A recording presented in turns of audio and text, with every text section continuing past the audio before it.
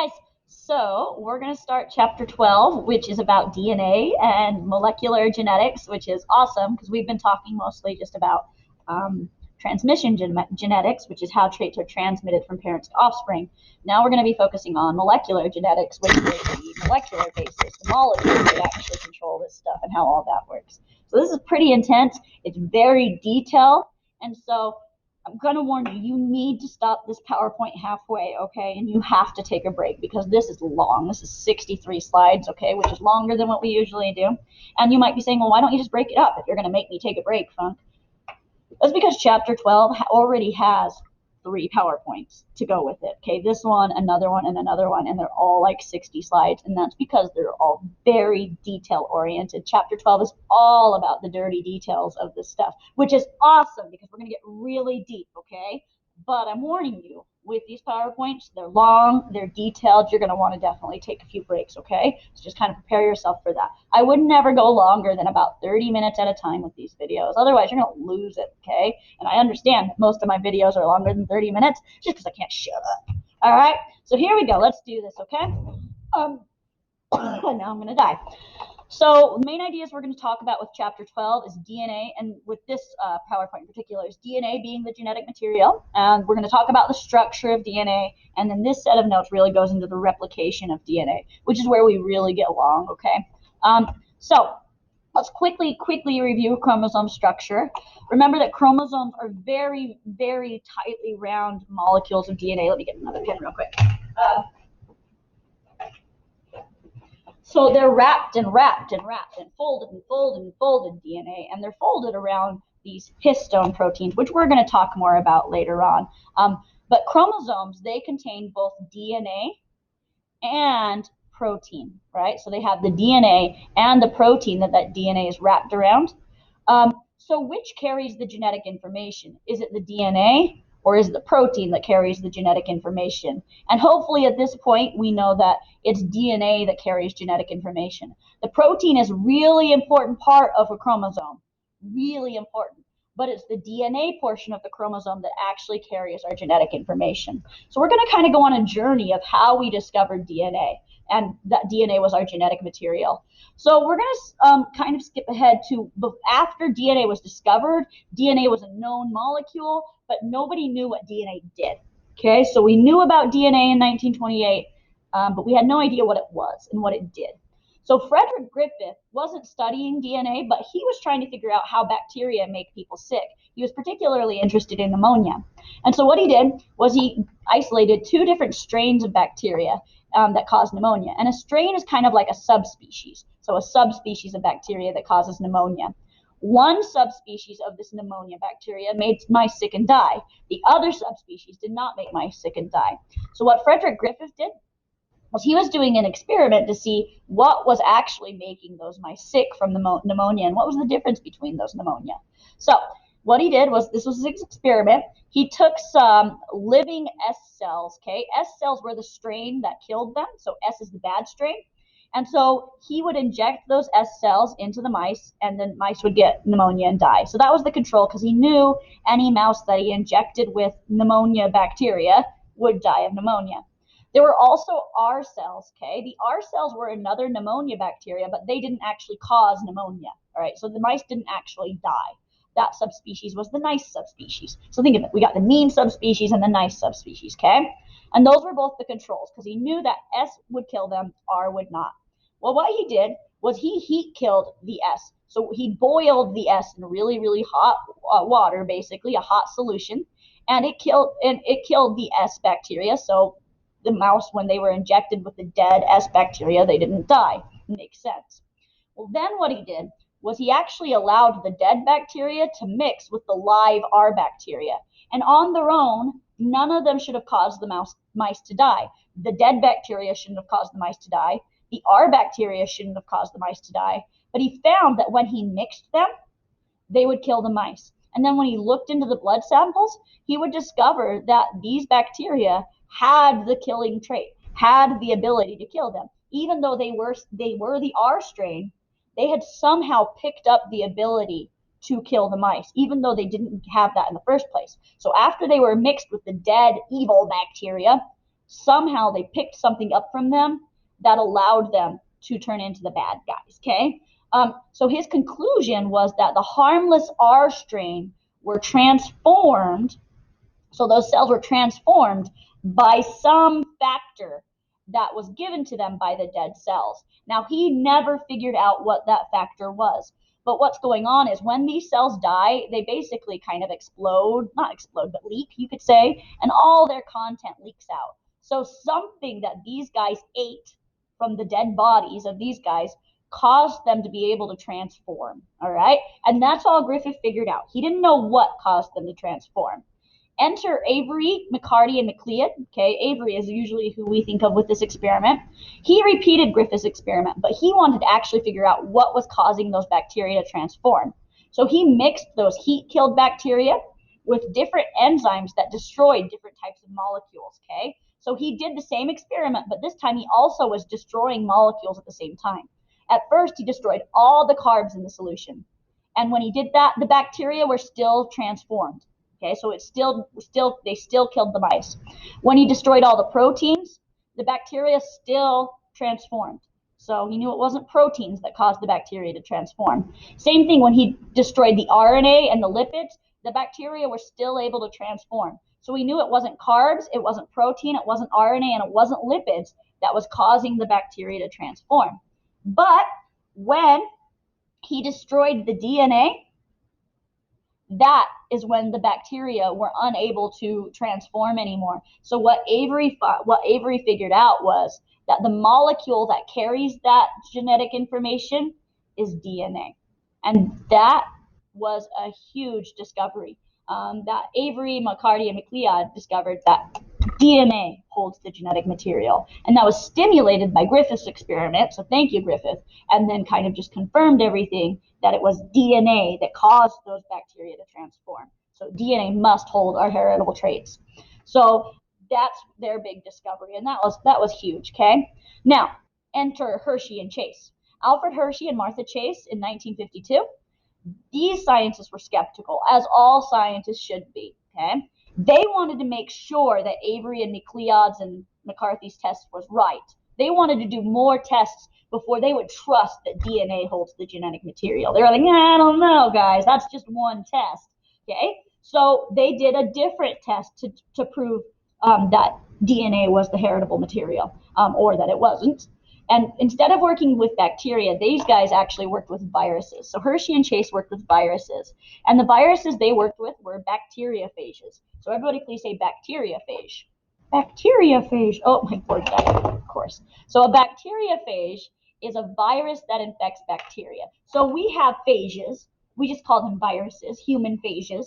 Okay, they're just viruses. So a phage is a virus. So a bacteriophage is a virus that infects bacteria. So bacteriophages they look really weird. They look like these weird spaceships that go in and I don't know, they're really crazy. Our viruses don't look that cute, really. Our viruses are mostly just circular. Yeah, we're boring. But a bacteriophage, what it does is it will sit on a bacteria cell and it will inject its heritable information into that cell, and that will tell the cell to make more viruses and more viruses and more viruses. And then eventually the cell makes so many viruses that they explode out and destroy. We're going to talk about that a lot more later on. Later on. It's coming. Okay, so what the virus is it's a non-living particle, and it's smaller than a cell, and it infects living organisms. And viruses, they have a protein shell that surrounds a piece of DNA or a piece of RNA. So surrounds a nucleic acid. Sometimes viruses will have DNA inside of them. Sometimes viruses will have RNA inside of them. So this is a bacteriophage. This is one that would infect the bacteria. This is influenza. So this is a virus that infects us. So you can kind of see they're a little bit different. And it matters. Shape matters a lot in biology. We've talked about that a ton. So this guy can infect us. This guy cannot. So that's what a virus is. And that's basically all they're made of is a protein shell and a nucleic acid on the inside. So viruses, they enter into the cell, they inject their genetic information, and that gradually destroys the cell. So here's a bacteriophage. It injects its genetic information. The cell listens to that genetic information because cells are trained to listen to genetic info. And it makes virus after virus after virus after virus. It just keeps making so many viruses, and it assembles those viruses, and eventually the viruses escape and go on to infect more cells. And that's exactly how it works in us. Our viruses, they inject the material, force us to make viruses for them, and then they explode and go infect more of our cells. And that's how viruses work. So Hershey and Chase, they thought if they could figure out if it was the protein that viruses inject or if it was DNA that viruses inject, then they would know what exactly passes along genes and what exactly passes along genetic material. And they thought this because if DNA causes the bacteria to make viruses, well, then DNA must hold that information, that genetic material. If protein is what causes the bacteria to make that, well, then protein holds the genetic material. So their experiment was a little bit complicated, okay? So if you look here, it looks like a mess. So I'm going to kind of help you through it, okay? So what they did was they knew that there is sulfur in proteins, because proteins are CHNOP. They have, no, CHNOS. Proteins are CHNOS. They have sulfur. And they knew that there's phosphorus in DNA, because DNA is CHNOP. Nucleic acids are CHNOP. They have phosphorus. So sulfur is found in proteins. Phosphorus is found in DNA. That would be a way to distinguish between the two. So what they did was they labeled some viruses with either radioactive sulfur or radioactive phosphorus, and that was going to be how they followed the molecules, okay? So these bacteria had radioactive sulfur, so their proteins were radioactive. These bacteria had radioactive phosphorus, so their DNA was radioactive, okay? And so what they did was they made them radioactive and they let them infect the cells, and they wanted to see, well, what was being injected. And then in the end, they looked for that radioactivity and looked for which cells were radioactive. They found that these cells were not radioactive, and that's because the protein didn't get injected. The protein stayed outside of the cell. They found that these cells were radioactive, and that's because the phosphorus did get injected and was used in the DNA. And so that's how they knew that it was the cells were injected DNA and they weren't injecting protein, because the protein wouldn't make the cells radioactive. It was the DNA that was making the cells radioactive. And so their conclusion, very simple, was that DNA was the genetic material. So it's not like they came up with something new there, but they found a new way to confirm what Hershey or what Avery and MacLeod and McCarthy had done, which is how science really should work. We should always be trying to do different things to confirm our ideas and our hypotheses. And so this was a great thing that those scientists did. They were skeptical, and so they went and did another experiment, a different experimental design that confirmed the same results, that DNA has the genetic material. Okay, so I want to talk to you guys about DNA for a minute. What do we know about DNA already? So think, pause for a second, think, well, what do I already know about DNA? And then we're going to go on to it. Okay, so here is the structure of DNA, okay? The structure of DNA has, well, I don't really like this slide. I really need to fix this. But we'll start with this part. We'll start with the backbone of DNA, okay? So the backbone of DNA, that's the sides of DNA. So if we're looking at a helix model like that, this is the backbone part, all right, the sides, okay? The backbone is made of two parts, and you can kind of see them there, okay? One part is a carbohydrate ring. So you can see the carb rings, the sugar rings. Carbs are sugars, sugar ring, carb ring, okay? And the other part is a phosphate group, which is this part right here. So, and they just repeat, sugar ring, phosphate group, sugar ring, phosphate group, sugar ring, phosphate group, sugar ring, phosphate group. And the other side does the same thing. Phosphate group, sugar ring, phosphate group, sugar ring, phosphate group, sugar ring, phosphate group, sugar ring, okay? Now that sugar is a special sugar. It's a deoxyribose sugar, which is what I'm going to explain to you right now. So DNA is called deoxyribonucleic acid. So everybody should try saying that, because that's DNA's actual name, deoxyribonucleic acid. Deoxyribonucleic acid, DNA. Okay, so we should know, well, what the heck does that mean? What is a deoxyribonucleic acid? Okay, and when we say that, it's the sugar ring, the carbohydrate ring, that is deoxy. So if you look, here is RNA and here is DNA. They both have sugar rings in their backbones. And I want you to look for the only difference between the RNA sugar ring and the DNA sugar ring. And if you notice, it's right here, okay? The RNA has an oxygen there, but the DNA doesn't. So we say the DNA is deoxy because it's missing that oxygen. And you might be thinking, well, that's a really stupid difference. That's a really dumb thing. That's like really tiny. Tiny differences make a huge difference in biology, right? Because we know that tiny differences can affect how things fold and affect how things shape. And this tiny difference makes it so that DNA is double-stranded and RNA is single-stranded. And that is a big enough difference to matter. Okay, and we'll talk about that later because RNA does a different job than DNA, and it's because they have different structures. Okay, so we have the phosphate group and the carbohydrate ring to link up to make the backbone, but of course there's other parts of the DNA molecule that we're missing, and it's the nitrogenous bases. Okay, and together the base and the backbone make up nucleotides. Okay, so everybody please say nucleotide. Nucleotide. Okay. There are 4 nucleotides in DNA, and you must know them. You must know them and love them and remember them forever and ever and ever, and we'll be talking about them probably for the rest of the year. They'll come up, so know them, okay? There's adenine, thymine, guanine, and cytosine, and we do abbreviate them with A, T, C, and G, A, T, G, C. Those are the letters that we talk about when we're talking about DNA. And they're not actual letters. If you look in your cells, you're not going to see A's, okay? But it's a symbol for a molecule, and that molecule is adenine. And it's a symbol for a molecule, and that molecule is thymine, okay? So a nucleotide looks like this. And a nucleotide is a base plus a backbone, a nitrogenous base and a piece of the backbone. So here's the backbone, right? The sugar ring phosphate group, and it's a deoxy backbone. So I know this is a DNA molecule or a nucleotide. So a sugar ring phosphate. And then you'll have the base. And it's called a nitrogenous base. Maybe you'll be able to see why. Look at all that nitrogen. So this is adenine, and this is what adenine actually looks like. I mean, it's a molecule, right? Do molecules actually look like this? They have shapes.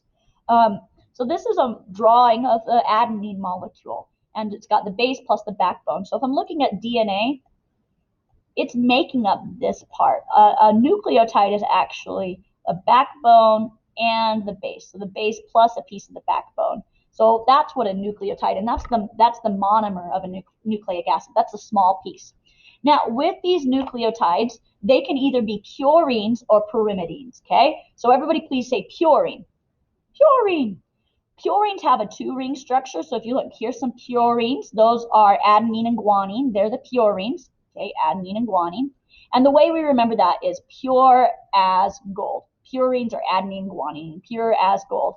And the way I have that it's 2 rings, because I always struggle with, well, do purines have 2 rings or 1 rings? I am like, okay, I know purines are adenine and guanine, pure as gold, but do they have 2 rings or do they have 1 ring?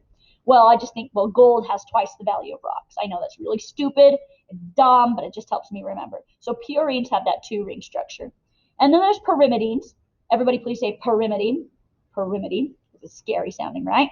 The pyrimidines are thymine and cytosine, and the pyrimidines have a 1-ring structure. So if you look, here's the pyrimidines, thymine and cytosine. They just have that 1-ring structure. Okay, so that is the difference between one difference between the bases. Some of them are purines with 2 rings, and some of them are pyrimidines with 1 ring. Now, that was a lot, so you could pause here and make sure you have this stuff in your notes because that stuff matters.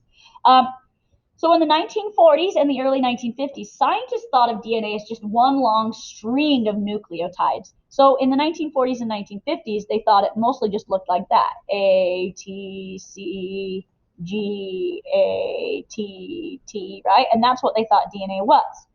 And they thought that these nucleotides could be hooked together in any combination. So it could be A, T, T, C, C, C, G, G, T, T, C, D, D, right? It could just go any combination. But we knew that other molecules could do that too. We knew that proteins were just a bunch of these amino acids strung together. We know that carbs are a bunch of sugar rings strung together. So we wanted to know, well, what made DNA so special? That it holds the genetic information. It holds info. Whereas the other ones, they're molecules and they're great, but they don't necessarily hold genetic information. Ooh, a meme for protein synthesis.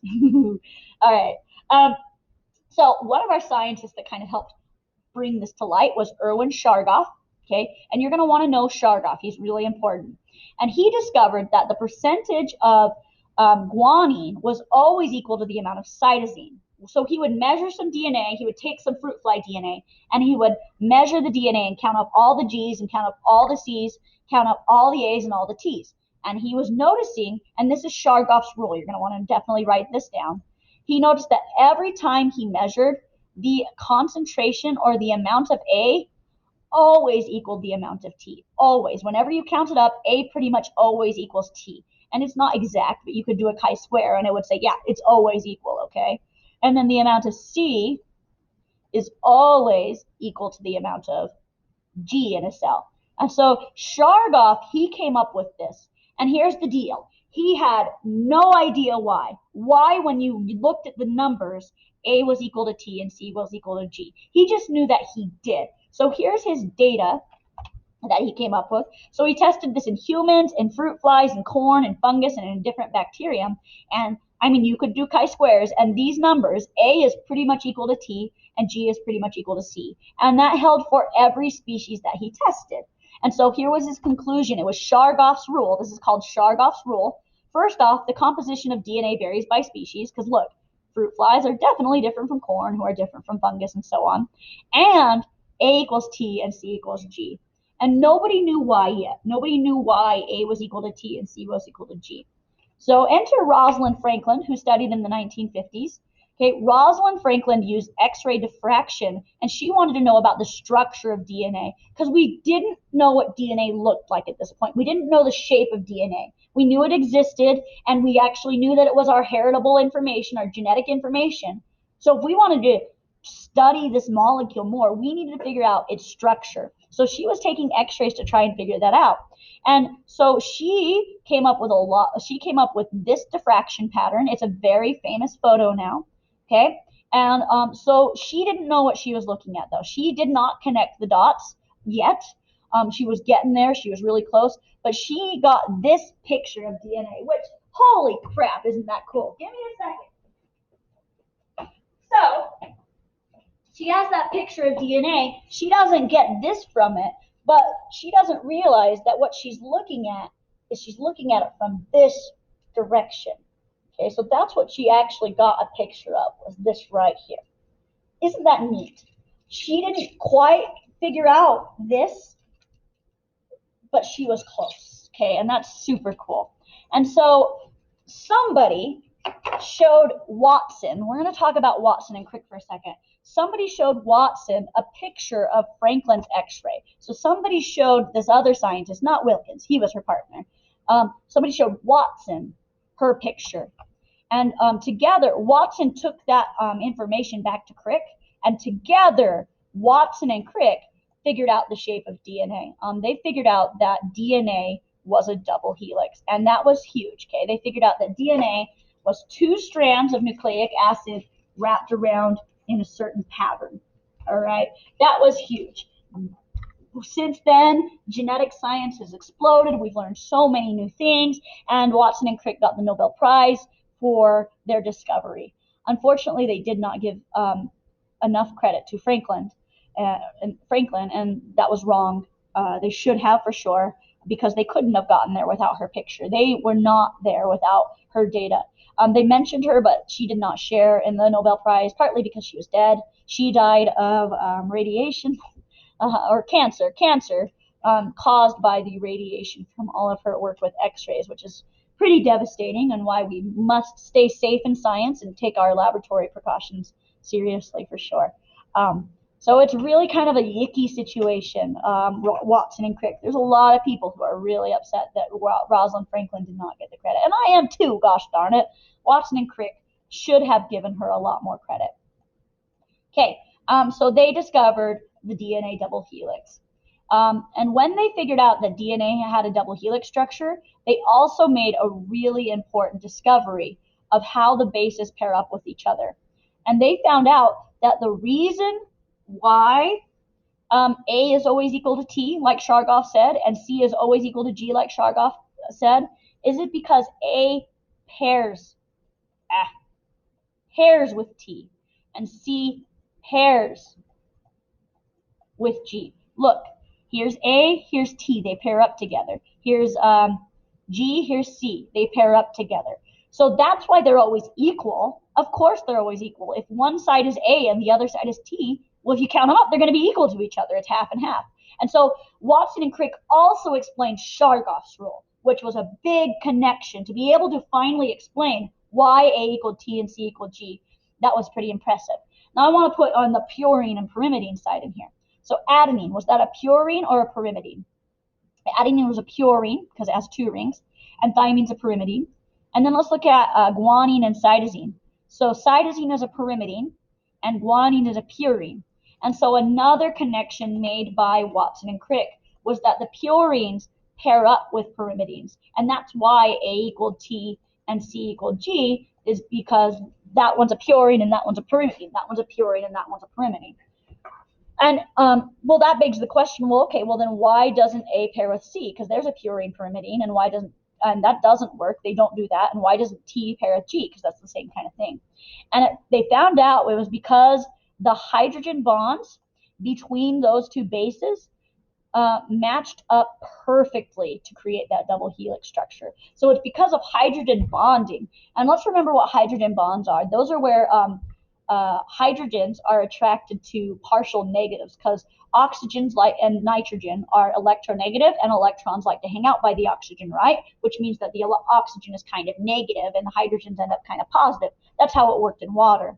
Well, DNA, there's so many nitrogens, and electrons like nitrogens too, that they have some polarity things going on, and so there's some hydrogen bonding. So if you check this out, here that is, see these nitrogens are more negative, right? And that means the hydrogens are more positive, so negative, negative. And so the hydrogen bonding, these guys are attracted to each other. This negative is attracted to this slight positive.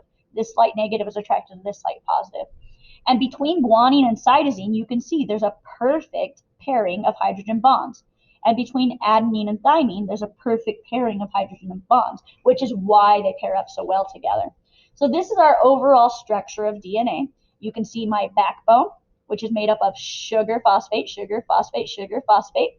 And you can see my nitrogenous bases, some of which are purines and some of which are pyrimidines.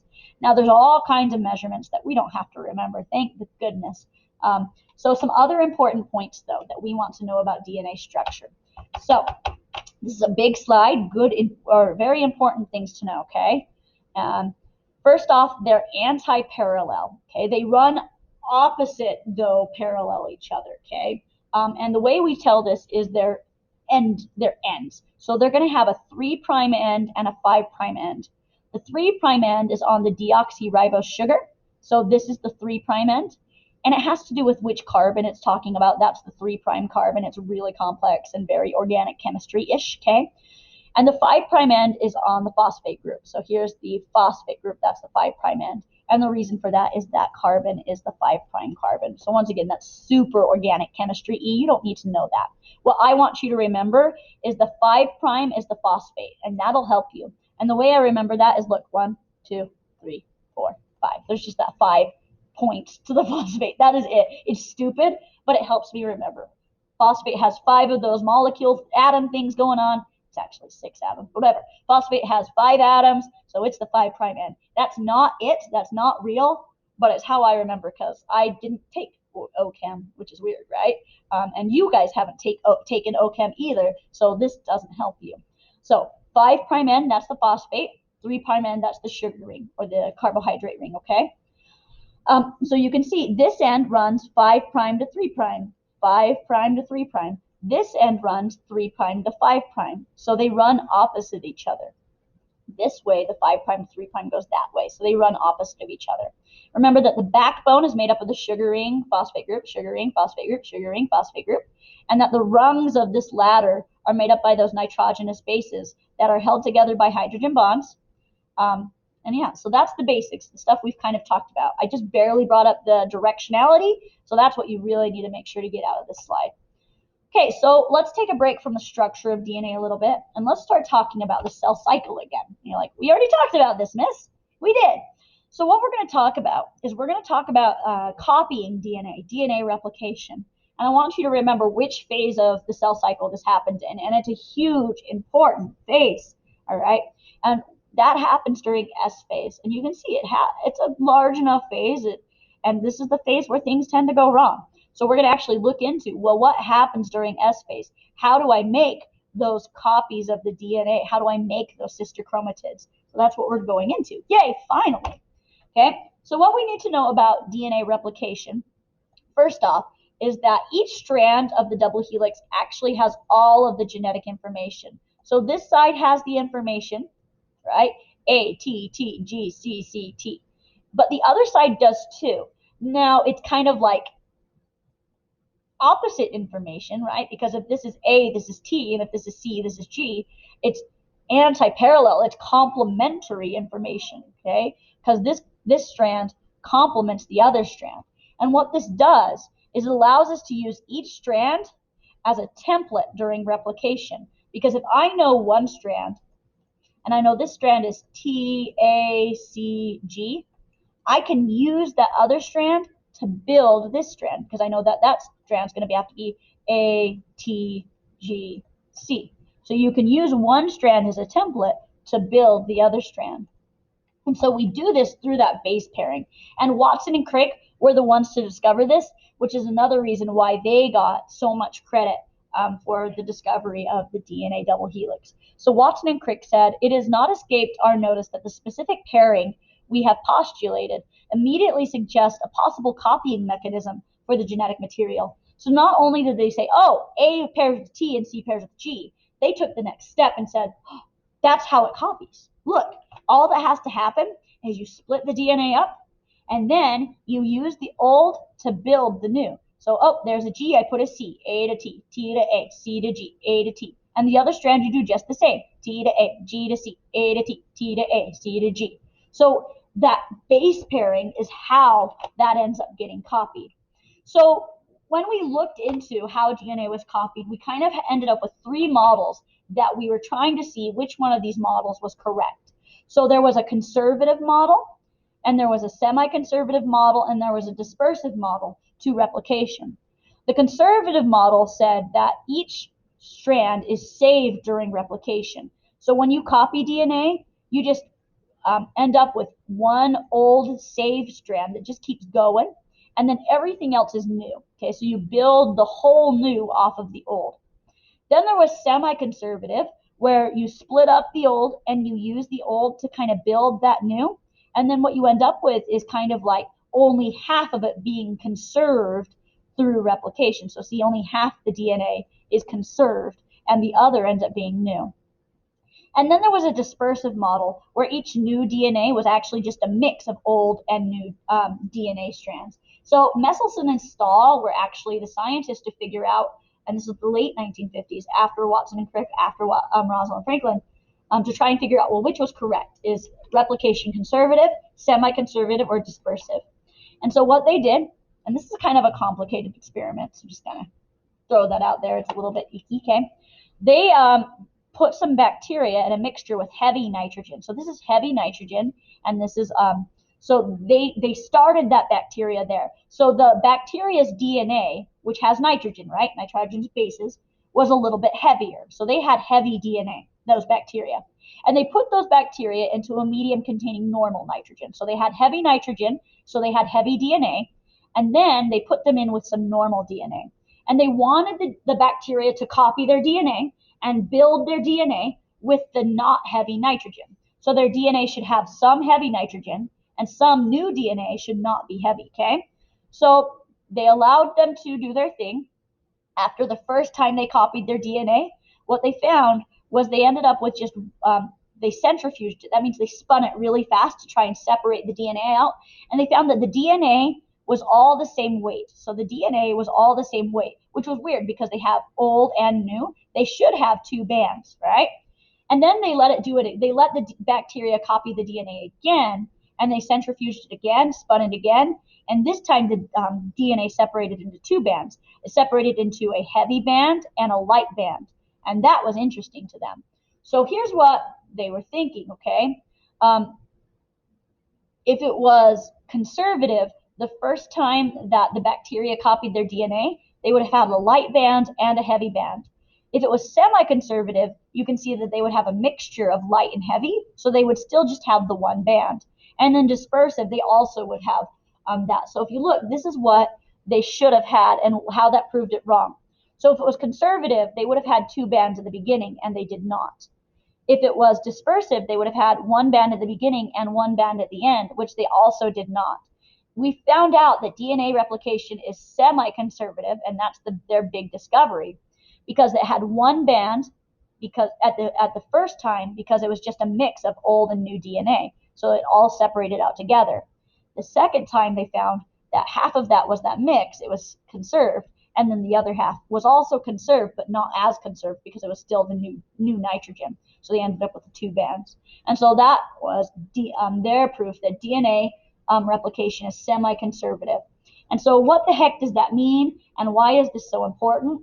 Well, it means that each new cell, each strand serves as a template, and so each new cell gets an original copy of the DNA and a new copy of the DNA. This is semi-conservative replication, and I think it might be helpful for you to draw that in your notes along with its definition. So you draw what goes on. First, you split up the DNA, and then you use the old to build the new. You use the old to build the new, and that's what happens during S phase. And so that's what you've created. Each of these DNA chromosomes, each of these chromatids looks like this, with 1 old copy and 1 new copy. That's what this looks like. And that's what this sister chromatid looks like too, with 1 old copy and 1 new copy of the DNA. Okay, so that is semi-conservative replication. And this would be a good time to take that break if you need to take a break. Okay, like seriously, pause here. There's still 20 whole slides. Okay, so Mrs. Funk might need to pause pretty soon too, but I'm going to go on and see what we can do. So we're going to get into the deep, dark minutia of replication. So this is the details, the stuff you don't learn in regular bio. This is definitely the AP stuff, okay? So let's get our brains going. Here are the enzymes I need you to know before we get started. So this is a good vocab page to make sure you pause on and get these enzymes in your notes, okay? So first off, helicase is a really important enzyme. It's going to unzip the DNA, and it does that by breaking hydrogen bonds. So that's important to know. And we're gonna see all these guys in action, okay? This is just kind of a get to know them. Topoisomerase, everybody should say that, topoisomerase, okay? It prevents knotting as helicase unwinds the DNA, because if the helicase is unwinding, it could get pretty knotted and torn and stuff. So topoisomerase is going to prevent knotting. Binding proteins are going to keep the 2 DNA strands apart, because it turns out if you unzip the DNA and you have the A's and the T's, they want to get back together because of hydrogen bonds. So you got to have something to keep them apart, and that's what binding proteins do. They keep that apart so they don't just get back together before you can copy it. Primase is going to add a primer to kind of get things started, okay? To prime the pump, you'll see that guy. DNA polymerase, he's the big guy, he's the big one, he's the builder, he's actually building, okay? So he adds nucleotides, he's actually the copier. He's the magical dude. And then there's ligase. Ligase, I like to think of this glue that kind of fixes it all in the end. It seals the DNA backbone as things finish up, okay? So we're going to look at all of these proteins and what they do. So first off, let's go ahead and start. It's done by many enzymes replication. And the first thing that has to happen is helicase has to unzip the DNA. So that's what helicase does. There's helicase, and it just goes through and it breaks those hydrogen bonds and causes the strands to unzip, to separate. All right, so that's the first thing that has to happen is helicase has to go in and unzip that. And then, and this is just the basics, then after it's unzipped, see there's helicase unzipping, then polymerase can come in, and polymerase can come and pair the new bases with the old bases. So this is polymerase. So polymerase reads the old DNA and builds the new DNA. Polymerase reads the old DNA and builds the new DNA. Now, that is a very simplified diagram of how this works. We're going to look at the much more complicated versions in a minute. But that's what polymerase does. Helicase unzips and polymerase builds. That's the basics, okay? But it's much more complex than that. So we're going to talk about prokaryotes versus eukaryote replication. This is the only slide for prokaryotes, and it looks a lot alike. So the first thing that we want to know is there's only one origin. So you might think, well, what the heck is an origin? We're talking about the origin of replication. The origin of replication. Wait. The origin of replication, what do I do? Is where replication starts. It's where replication starts. It's where we start unzipping and where we start the building. So prokaryotes, since they have circular chromosomes, prokaryotes chromosomes are a circle of DNA, which is weird. They break it off here, and so they start unzipping, okay, and they'll unzip and they'll use the old to build a new circle, use the old to build a new circle. And so it kind of like, you can see it starts doing this weird folding thing, and it folds out, and you're using the old to build the new, you're using the old to build the new. So these two proteins, one will go this way and the other one will go this way, and then they'll kind of meet in the middle, and in the end you'll end up with two circles of DNA, one with old and one with new, one with old and one with new. So with prokaryotes, that's how that works. They start at one place, one goes one direction, one goes the other, and then they meet in the middle and they make those two circles of DNA. Now, eukaryotes, we don't have circular DNA, and also we have a lot more DNA. So eukaryotic chromosomes, or replication, will have many origins, literally hundreds of places where we'll be unzipping and copying at the same time. This is really important to notice that. And it's just because there's a lot more DNA to copy. Prokaryote has one chromosome, and it's a circle, and it's usually very tiny, less than about 1,000 genes usually. Well, that's actually more viruses, a few thousand genes only. And then, sorry, I got distracted by the email. Oh yeah, eukaryotes, we can have 30,000. We have 46 chromosomes, right? So we've got a lot more DNA to copy. So we got to start at more than one place. Now, polymerization.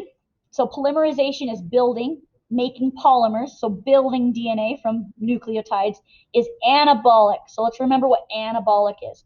Anabolic is building. You've got to put energy into it. It doesn't happen by itself. And so you have to put energy in. And that usually comes from like ATP or something like that. But in this case, it's going to come from a nucleoside triphosphate. So that could be adenosine triphosphate, or in this case, it's like thymine triphosphate. I don't even know the actual name. Or you could have a cytosine triphosphate.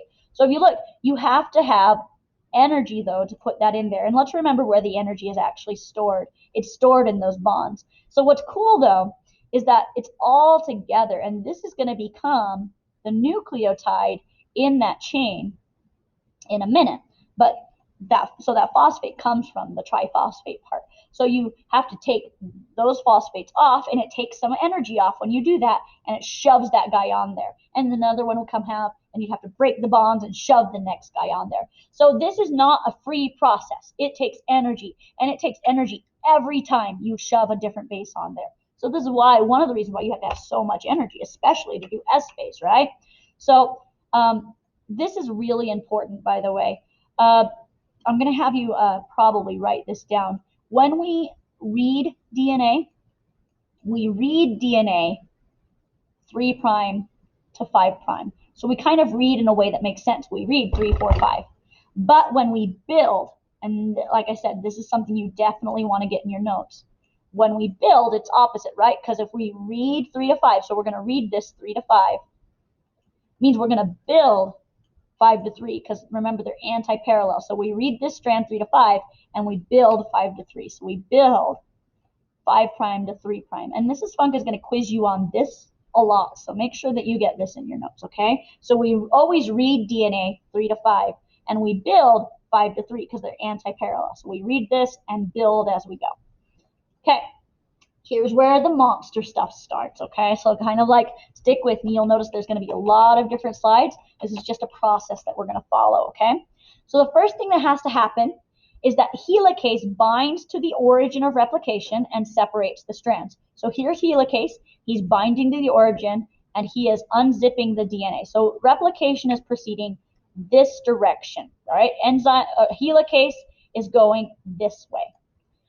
Then the binding proteins are going to bind so that the strands can't get back together. Because look, those binding proteins keep these guys from getting back together because they want to get back together. And then primase, so here's primase. Primase is going to make a short stretch of RNA, and that's called a primer. So here's DNA, right? Here's primase. It's going to add a short primer. And it's reading, remember, it's reading well, I'm going to come down here actually.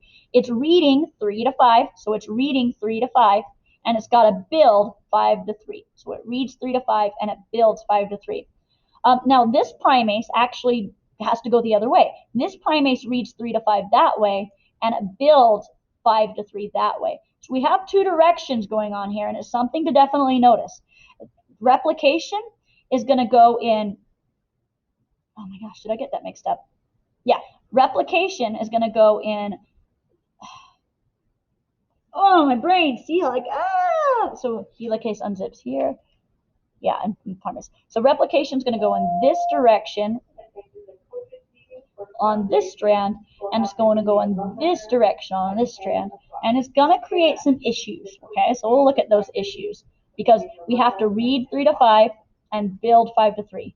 Read 3 to 5 and build 5 to 3, even the primers. So this is a piece of RNA just to get things started, because polymerase can't just do what primase did. Polymerase can't just grab onto the DNA, and make a little bit of, and start building. It can't do that. Polymerase needs a bench to sit on, so it uses that primer as a bench to sit on when it binds to the DNA, and then it can start building. Okay, so primase kind of just gets the job started. So DNA polymerase then starts adding nucleotides. It starts building, okay? And remember, we read 3 to 5 and we build 5 to 3. We read 3 to 5 and we build 5 to 3. So as it's going, DNA polymerase is going to proofread. So if it sees a T, it'll put an A. If it sees a C, it'll put a G. If it sees a C, it'll put a G. G to C, A to T, T to A, and so on. And same thing with the other side. While it's going, it'll proofread that. So it'll make sure it doesn't make mistakes. If it accidentally puts a C where it needed a T, it'll cut that out and put it back. So it's able to fix its mistakes. Now, here's where things get a little bit weird. We're going to have a continuous strand and a discontinuous strand. Now, the continuous strand will just continue in that 3 to 5 direction, right? Because replication is going this way. The total replication is going this way because that's the direction helicase is going.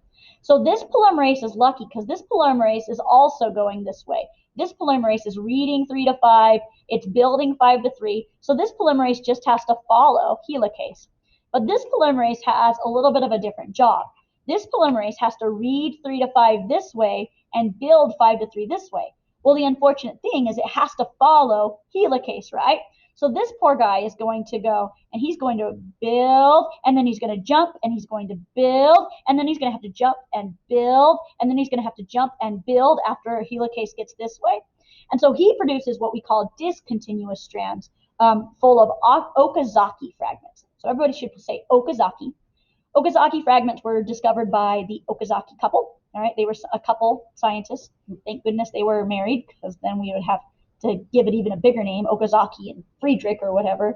Luckily, we just have to call it Okazaki fragments. Okay, so we're going to build fragmented DNA on this side. You might think, okay, well, how do we solve that problem? Okay, well, this guy, like I said, this polymerase, he just keeps on going. Well, on this side, you're going to have enzymes that go and remove the primers, because remember, there were primers. There was a primer here too.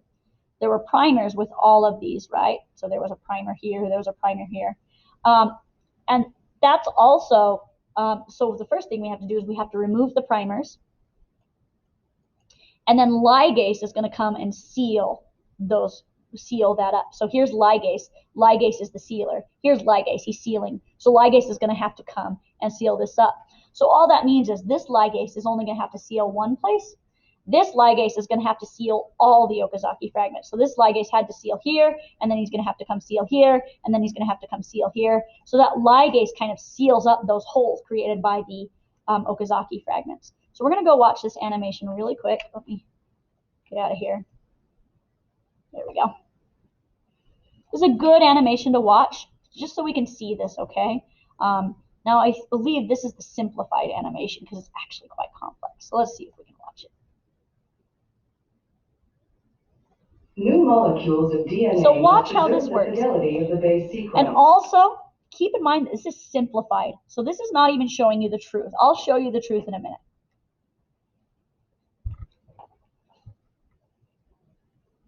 DNA replication begins when enzymes break the hydrogen So that would be bonding helicase. It's between not showing bases and helicase. separate the strands. Different enzymes then bind at the replication fork and extend the strand separation, opening a region to serve as template for the new This strand. helase is going this direction. Polymerase enzymes then construct strands by adding units called nucleotides, which contain sugar, phosphate, and base. Each new base matches the template according to the base pairing rules. So watch, In this way, two new molecules of double-stranded DNA are made.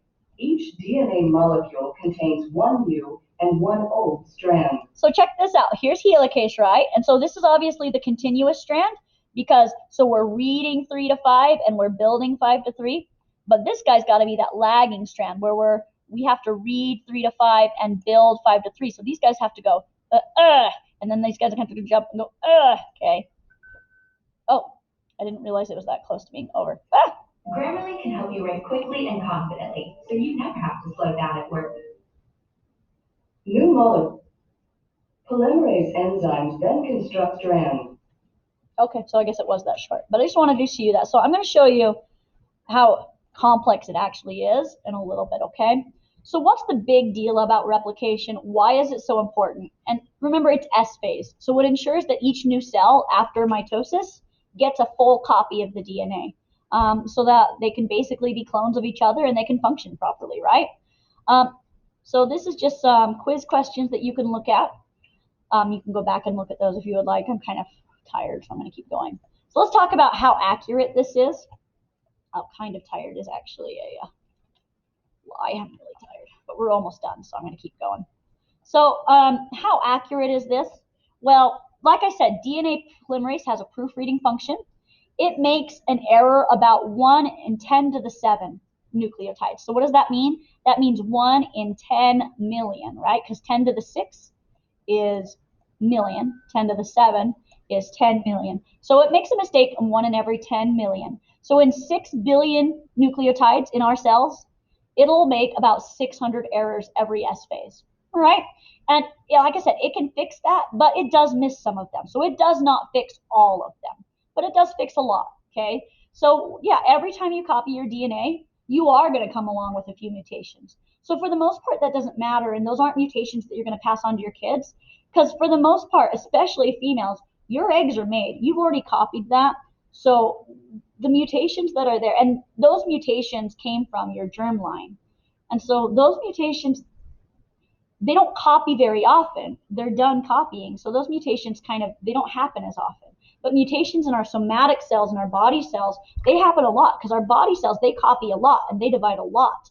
So we'll end up with a lot of mutations in our body cells. But the reason why that doesn't matter so much and why I can't pass that on to my kids, because I'm not passing my cells on to my kids. I'm passing my eggs on to my kids. And since they don't copy as often, I don't get as many mutations. Now, males, your DNA copies a lot more often, so you might end up with a few more mutations in your sperm. Not nearly as many, though. Like, it's not that big of a deal. We don't get too many mutations. All right. And we also have mismatch repair enzymes, okay? And these guys repair replication errors as well. And then there's also mutagens that can mutate your DNA too. So this is a mismatch repair. So here you can see there's a mismatch and there's a bump in the DNA because the shape isn't quite right. So your cells will sense that incorrect shape.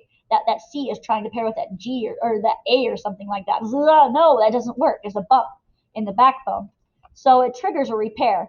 And a nuclease enzyme is going to come out and cut out that bad nucleotide, and it will correct that and it'll repair that, okay? And so nuclease cuts it, polymerase sees that and repairs that, and then ligase is going to seal that backbone, okay?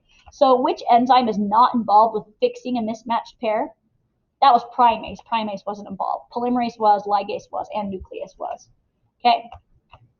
All right, and so finally I want to talk to you very end about telomeres, and this is really intensely interesting, and it's unfortunate that it's the end of the notes because you're all tired, but it's really interesting. So telomeres, or some people might call them telomeres, are nonsense segments of DNA at the end of chromosomes. So at these chromosomes, the telomeres are lit up, so they tagged with radioactivity, the telomeres. Okay, so those are the end of the chromosomes, and it's usually nonsense DNA that doesn't mean anything. It doesn't code for genes, and we'll tell you why that has to be nonsense here in a second.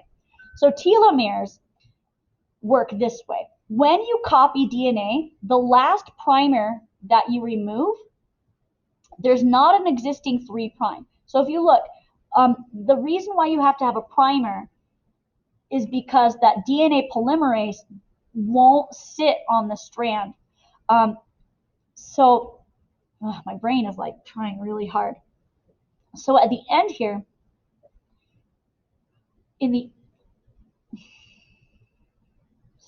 sometimes you have to just think about how you're going to explain something.